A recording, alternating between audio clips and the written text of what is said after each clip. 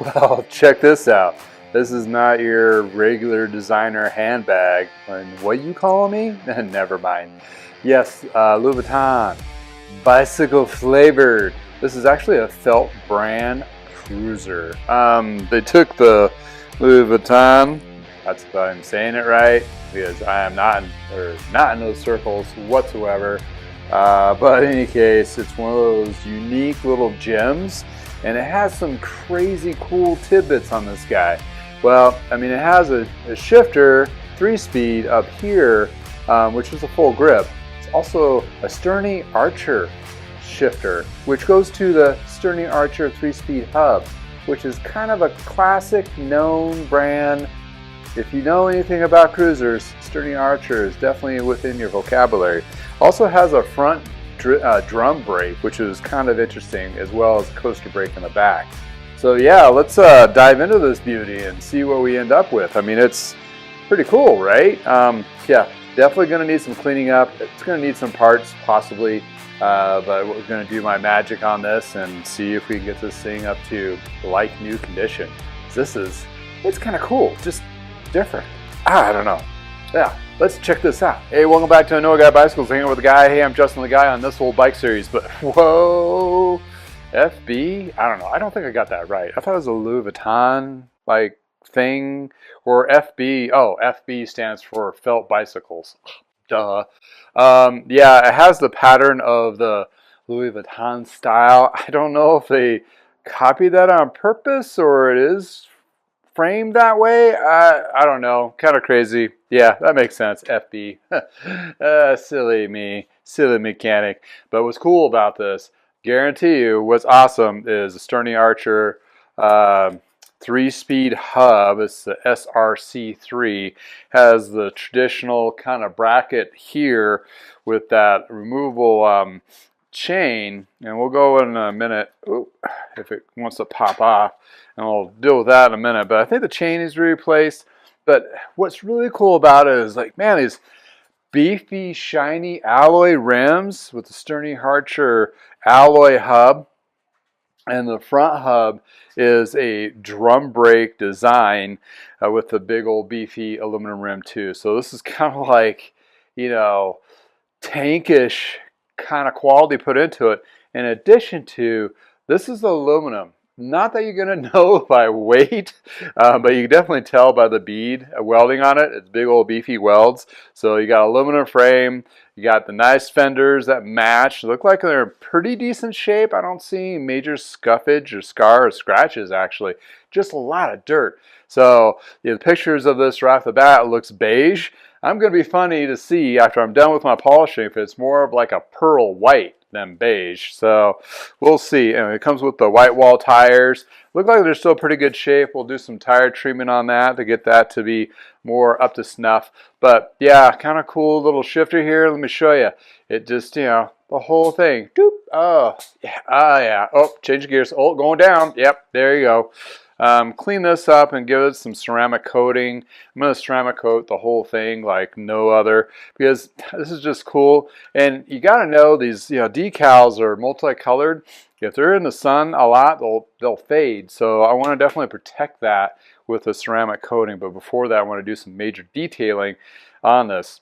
Yeah, if you've seen any of my videos before, I have a few other cruisers on there. Quite honestly, these are simple, but they are a beast to work on. They do take their time. They're just complicated in a different way. Kind of like, you know, all bikes. They have their own different complicities or serendipities or whatever you want to call it. But these are just cool, right? I mean, they're just fun. They're a fun thing to do. They're just, you know, recreational. They're not about lightweight and efficiency by any means. It's about cruising your neighborhood, going to your local restaurants, riding on the bike path and having more of a leisure ride, not the efficient performance ride. Hey, it's all about fun, right? And I'm all about cycling and fun, and I actually do have cruisers similar to this, as well as Specialized Roll is another one we have. My wife and I have, and we love them. They're just like, get on and go. And actually, I ride that more, not as far, but I ride that more than my high performance bikes, because it's just fun. I just, going to run an errand or go to a local restaurant or something like that and hit the bike path and just have fun with the kids. That's definitely a win-win. This guy is going to go to somebody that's going to really enjoy it. The reason being is it's just fun. It's like one of those things. You just go ride down to the coffee shop and have yourself a moment, and it definitely is going to be a piece to talk about. Like, oh, that's kind of cool, conversational. Like, it's like get a nice little handbag. No, just maybe if you want to spend another $400 just for the bag. Yikes! I'm sure they have some accessories available at the time. The saddle could use a little bit of a leather treatment to it. Yeah, I think it is. Well, it's vinyl, but we'll definitely clean that up too. But most of it is intact, so I'm kind of excited about working on this, even though it's definitely not my style of cool bike, but it's a cool bike for somebody's style. So I'm all in. And let's get this figured out. And, Sturmey-Archer, yeah, you can't go wrong there, right? I don't know. Let's dive. If you've seen any of these kinds of 3-speed hubs, this is just basically a cover. I popped it off earlier and see if it has like a bolt that goes in there. Yeah, there we go. It's got like a roller piece, which is on plastic. So that is going to be I want to make sure this never gets damaged. I might coat this too for added protection, as well as this piece here. And how do I disassemble all this? Pretty simple. See those little micro chain, and then there's this little adjuster bolt deal, and it does have a little lock roller. So you unscrew that, then you basically just, if you can get a good angle on that, you just unscrew it out, and that's how you adjust that 3-speed internally. And that just takes forever to roll off. That's your cable and housing, and these are designed as one piece. I believe on these particular ones, there's also a barrel adjuster here. But this is where that pin slides back and forth to adjust to the 3 different speeds. And I already see surface rust on this chain. I don't think I'm going to try to fuddle with that to make it clean. So I'm going to go search and order a chain for that. But that's how that works. This opens up so you can actually get to the actual hub and get it to drop out. This is, I believe, a 15mm bolt on there, so just kind of lightly turn this. Not going to crank it off just yet, just to get an understanding. On the other side, we're going to look at that too. Over here, 15mm as well, and it has a fancy little lug nut style, and take that a couple turns. This one has a built-in integrated band clamp. Instead of a band clamp, it actually has a bolt mount for the brake arm. This brake arm has to be secure. If it doesn't, you pedal backwards, that thing just whips around. So you got to have that secure. And it looks like it's going to be a 10 and a 10. So let's grab those. So we got ourselves a 10 and a 10. Let's see. Yeah. And again, I'm going to put these parts correlation on a rag to where I've taken them off. So I'll have 3 sections. They'll determine which one is which. And that's basically your washer and bolt and nut. So what I'm talking about is a single slide, and that's not good. See the Sturmey-Archer? We've got to get that all cleaned up. Okay, since we have those loosened up, I can technically get this thing to come off. So I want to, you can feel the pressure, the compression of oh. So this has a little lock ring here which fits in the slot, which keeps it from rolling, which is nice. So that will just slide. And this, instead of a forward drop, it's a reverse drop, kind of like a Klein bike. This particular design is also used in BMX bikes as well. So what we need to do is, this is still all attached. We can't thread it all through. So what we're going to do is take these 2 bits off. I guess it can go through. Yeah. So I need to Okay, pliers. There's a lock nut on this inside that you need to back off first. And then you can unscrew this portion from the main. Gonna put a little drop of oil in here so it's comes out a little easier. And what's interesting is this design with these little there I was fighting that. This will slide through the threaded portion. Woo! This is giving me some flashbacks of the 90s cruisers. Now this is way newer than that, of course, but that way that releases this arm where it adjusts the 3-speed rolling adjustment piece. So I can screw this out and it should slide out this arm so that it will actually drop out. So I'm not going to take it off all the way because I don't want to lose all my bits, so I can keep track of them. And now I believe I can roll this chain off. The wheel will slide out. And there's another interesting thing. The frame or the fender is in the way of dropping this out. So this is going to be interesting. So the whole concept, I'll have to loosen up the fender. Yes, these are a royal pain in the butt to fix the flat. So self-sealants, you're not worried about weight. So you're going to put like tire liners, heavier tube with sealants on there, because it is a royal pain in the keister to change this, because you have to take this all apart like we just did to be able to get to that tube and tire. So keep that in mind. I'm going to go ahead and start popping these bolts here so it gives me a little bit of flex in the fender so I can get this down. And the tire, I can also deflate the tire, which has a fancy little lug nut style valve cap, which seems to be seized on there for right now. So let's see what we can do about that. Alright, since this is more flexible, I should be able to slide that tire off, wheel, drop the chain, and there we go. Oh, the wheel is free. Oh my goodness, this thing is a beast. That's a lot of pop cans and what have you. That's kind of cool though. Yeah, I'm gonna clean this all up. This will, you see how horribly terrible that is to take apart. Yeah, this is not easy like your quick release pop off adjustment, but if you look at the tire, you got some dirt, but you got fuzzy still on here. This has not been ridden hardly at all. So we're gonna refresh this and get it to its more new state like. Oh man, so excited. So we got these two bolts holding these down, and it looks like I have just two more here and here to release to get that fender off.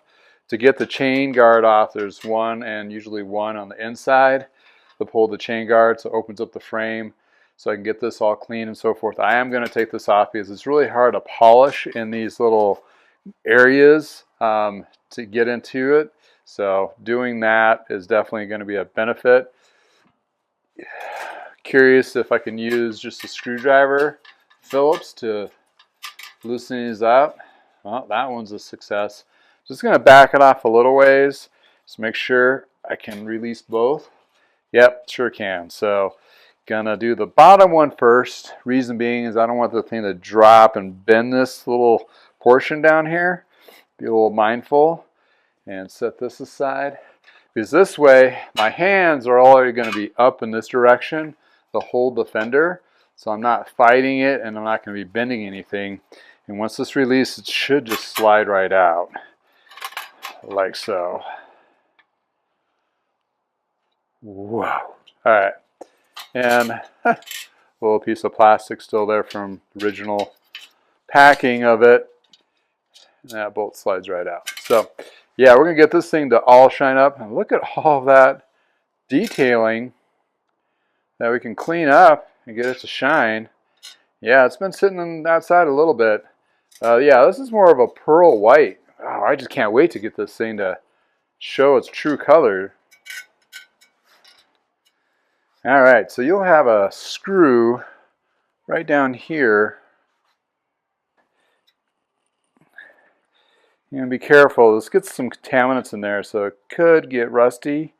So you want to go light and polite, and these screws are usually not that beefy, so it could strip, that kind of thing. So you want to make sure you're light and polite when you go at it.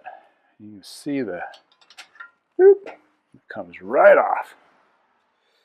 So this particular one has like a quick release for the drum brake. You got to roll that up and over. Because if you look at that brake, it does that. So, oh, this thing is fighting me. Oh boy. Alright, so usually you need to get some extra torque. It's hard to do with your fingers, so a little bit of plier action. And now we can actually break this. The brake arm on this one, just like the back, has its own mount here. And it will drop out, and we need to release this guy. It's a threaded on, well, no, actually it's slotted. Whoop, like that. There you go. That way you're not tearing this whole thing apart as you're dropping the front wheel. And this is your basic lug nuts, both sides. I do like a quarter turn on each side first, so if it'll start rolling on you if you're not careful. And this does have lawyer tabs, which will prevent the wheel from dropping out. So you have to get past those. And, ooh, look at that. The actual front fender is mounted to that. So good thing I didn't get too aggressive. You gotta pull that off. And I like to put it back on there so I don't lose track of them. And do the same on the other side. And then the wheel is free.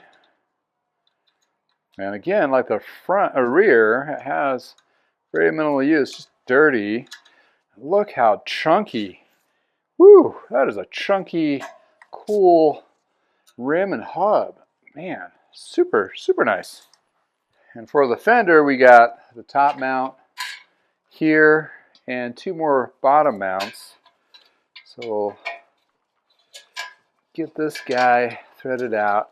And the hub design is pretty common. Seen that on a lot of different old school fender systems. So it is trickier. Not as bad as the rear, but it is just as tricky to get this to come off. And again, you sure heck don't want to have to fix the flat on this guy.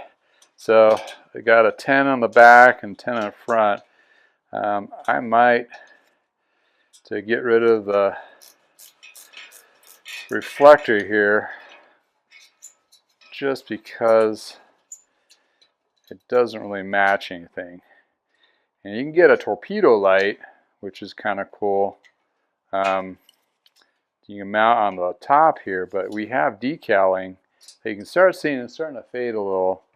I don't know, watch out for it. So you just slide that out. Oh, you see that rust? Definitely need to clean that up. It's been outside for a little bit, and voila. That's how you take off this particular fender.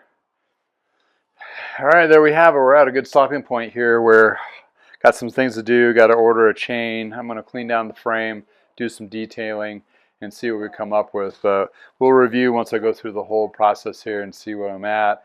But I'm really excited to get these wheels and frames to pop.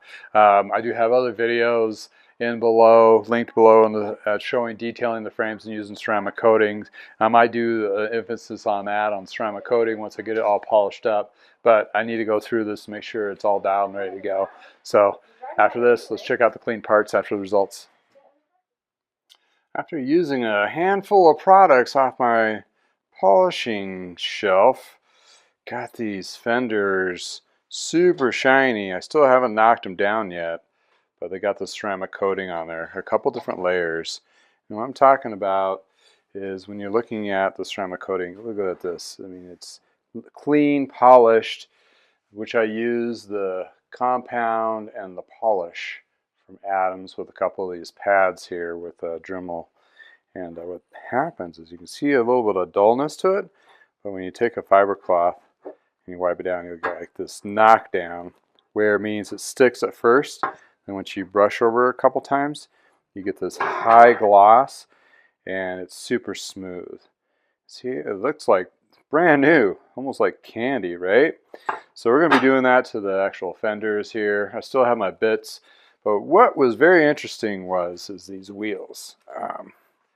The wheels themselves, you had a little bit, I polished the rims, and they're alloy rims with a Sturmey-Archer hub, which is really cool, 3-speed, right? But these nipples were tarnished. I didn't realize they were tarnished, but you know, I have copper cups for Moscow mules, so I used my barkeeper's friend there to clean those up, and also put some Armor All on the tires, which the tires turned out in real good shape. This has like that quick brick kind of decaling, old school. So yeah, this turned out really good. And then both wheels, and these are like tank wheels too. I mean, look at the hub construction on this. And for the brake. So that's just the front hub there.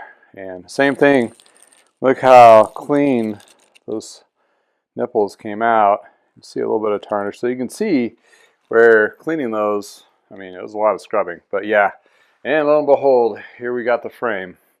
And you kind of see the film, like I was mentioning, on those bars. That's from the ceramic coating. And once you start, just a couple wipes, super shine. It can be used on chrome and metals and alloy and plastic bits too, which actually will protect from UV protection. I'm not so worried about chrome, of course, but it does have a water repellent, so it beads up and knocks down that. It's easy to knock down that water and any kind of dirt contaminants are on there. So see the shine on that? That just turned out immaculate. So yeah, let's review and see what I need to do until, oh, you see that? Whoop, super shiny now. Sweet. So yeah, the fun part, yeah, for any mechanic that's taken apart a cruiser of any kind, it's basically retracing your steps. This is definitely different days, same bike scenario. So some of my stuff got shoved aside because, you know, I had to ship some things yesterday, so I'm in the process of that. So when I first began this journey, it was 2 days ago. So hopefully I have my bits all laid out accordingly, so I want to put it back together. Again, something that's supposed to be so simple is actually kind of complicated in a sense to make sure the right bolts go to the right portion of the fenders. I mean, they're all kind of a little different, so keep mindful on that. And also getting that Sturmey-Archer hub to adjust appropriately. Well, with the chain, I realized it has some rusted links, and that's something that, it's kind of like got rusted outside, inside here. You really can't get that completely cleaned off. So I have 2 chains on order because the length of this bike and a lot of cruisers, one chain does not cut it. So you have to have a second one and splice it. And then I actually have extra chain bit, which is left over from the other 2 I did to accommodate that. So keep that in mind. If you're swapping chains out on cruisers or single speeds of this manner, you may just get a second chain. They're not really too expensive, like 10-15 bucks. So the extra 10-15 bucks will help you finish the project versus, oh crap, I got to order another one. So therefore lies that. And going to be going ahead and polishing up these parts. Pretty amazing how the shine came down. I did end up doing like 3 stacks on this. It is a, the initial assessment was like, oh, is it beige? It's like, nope, it is actually pearl white. Pearl white is a very common color that I used actually in the 90s. I remember the Schwinn Airdyne. If you know what that is, comment below. That's old school. The Schwinn Airdyne had 2 colors. It was a pearl white or champagne. And the Airdyne is one of the first indoor cycle exercise equipment with a big honking fan. So when you exercise those things, like, right? It basically you basically disturbed everybody in the house and your neighbors. I mean, the thing is that loud. It's like a big tank, and they're heavy as heck to just. We had to deliver them, and it was just horrible. But in any case, this color actually puts me back in the day of the champagne white, and I start twitching a little because of the Airdyne from Schwinn back in the day. But in any case, yeah, this thing's going to turn out to be really cool. I'm going to do a little treatment on the grips and also the seat here. I believe it's still vinyl, but I want to put a little bit of kind of a vinyl treatment. It's not this, but it kind of comes in a little like shoe polish can kind of thing. I'm going to try that out and see if that polishes up. But in any case, I'm going to reassemble it to the best that I can, well, of course, and also to the point where I'm just waiting for the chain to come in. But I definitely will get the front wheel in there and the brake adjusted and get the back all connected and ready to go, and also the Sturmey-Archer shifter in place. So once that chain comes in, it's basically a 10-minute job, and then we're off to the races, and this guy is going to go to its new home. Hopefully it's down in, I believe in Castle, Colorado, it might be going to, so we'll see. But yeah, it's one of those kind of unique, you will not see yourself riding around, cruising in style on this bike, because they didn't make that many of them.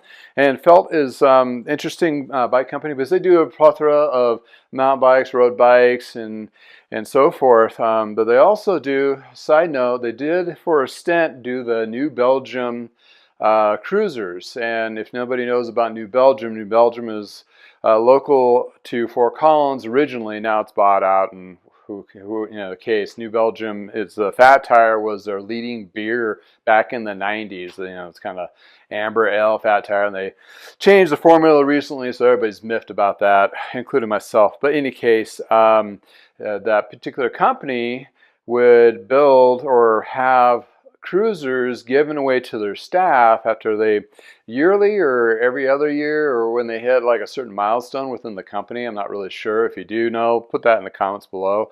But in any case, they would get a free cruiser for working at New Belgium. Well, you see these and they'll be stamped in New Belgium. They're designed in electro bikes that did them for several years. I know Felt did the same thing, and that was kind of cool. In a retrospect, and then they had some other cool cruisers in their line as well.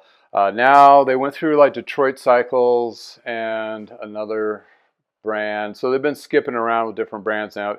Obviously, they're trying to source out the cheapest one because electric cruisers and Felts did get expensive for them to produce just to get to their staff, and the staff are it's kind of crazy. You'll see them locally here go for sale like all the time because being in this area, having another bike is like in the hole in the head. So, it's like, if I get it for free, I'm going to sell it. But the funny thing on those, you'll have an electric cruiser and maybe the same model, but with New Belgium, would be like $200-300 more, just because of the New Belgium stamp on there. And they get it. I mean, it's just one of those things. It's just that popular here. And especially amongst cruiser riders and beer drinkers. Any case, anyway, but this bike is going to be particularly awesome. The fenders are going to come out. I can't wait to see this in the sunlight, all polished up. It's just going to pop. There's only a couple little dingers there to let the devils out, as my mom would say. But other than that, you wouldn't really notice them unless you thoroughly inspected every inch of the bike. Other than that, at first glance, second glance, or many glances, you probably won't even notice any of those things whatsoever. And also the protective coating on there is going to prevent it from any kind of other sun damage, UV damage. Hopefully it'll keep it up because, cruisers go outside and you ride them outside and sometimes they get locked up outside. So in any case, it's one of those bikes that you'll go for a ride and you'll park it and go have lunch and have it locked up, of course, but maybe have some day beverages or whatever the case may be. But these things are pretty awesome. They're a lot of fun to ride. How can I say? They're just classic. But in any case, thanks you for hanging out with me in the garage and listening to me jibber jabber about this classic felt cruiser that's kind of like designer. I feel a little special now, designer. But in any case, thanks for hanging out in the garage. If it's nice in your neck of the woods, please go for a ride. Details other than that, information is in the description below. Simple, yada, yada. In addition to, if it's nice in your neck of the woods, please go for a ride. And if you have one of these, slam it down in the comments below or something similar. Let's share. It's community. Hey, we all like to read up on those kind of fun things. Anyway, again, thanks again for hanging out in the garage. And until next time, have a wonderful day. Well, that concludes this episode of This Old Bike. Thank you for tuning in and watching through the final reveal of the perfect bike for you. Maybe, maybe not.